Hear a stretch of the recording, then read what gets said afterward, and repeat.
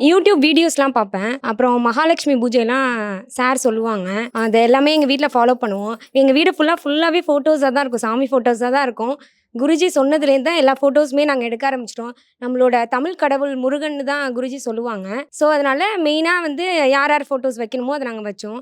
Next எனக்கு வந்து 27 star class பத்தி சொல்லியிருந்தாங்க. எனக்கு அத ஜாயின் பண்ணணும்னு ரொம்ப ஆசை. எங்க வீட்ல கேட்டேன். சரி ஓகே ஜாயின் பண்ணுன்னு சொன்னாங்க. எனக்கு 27 ஸ்டார் கிளாஸ் சேர்ந்ததுக்கு அப்புறம் தான் ஒரு நட்சத்திரத்தோட காரகத்துவத்த எங்களுக்கு சார் சொல்லிக் குடுத்தாங்க. அத நான் வந்து ஆக்டிவேட் பண்ணேன். அப்புறம் பூஜை பண்ணணும் அப்படின்னு சொன்னாங்க.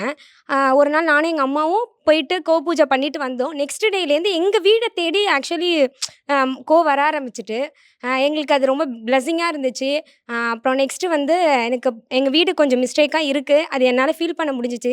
சாரோட அந்த பிரணவ வாஸ்து அந்த திசையெல்லாம் பத்தி சொல்லுவாங்க. அப்ப எங்க வீடு வந்து பாதிச்சிருக்குங்கிறத என்னால ஃபீல் பண்ண முடிஞ்சது. எனக்கு வாஸ்துப்படி 9 கிரகத்தையும் வீட்ல அமைச்சு, ஒரு பெர்ஃபெக்ட்டான வீடு கட்டணும்னு ரொம்ப ஆசை வந்துட்டு, நான் படிக்க வந்ததே என் வீட மட்டும் மாத்தணுங்கிற எண்ணத்துல நான் வரல. எங்க ஊர சுத்தி நெறைய பேரு வந்து நோய்வாய்ப்பட்டு இருக்காங்க. அவங்க வீடெல்லாம் தப்பா இருக்குங்கிறது எனக்கு தெரியுது.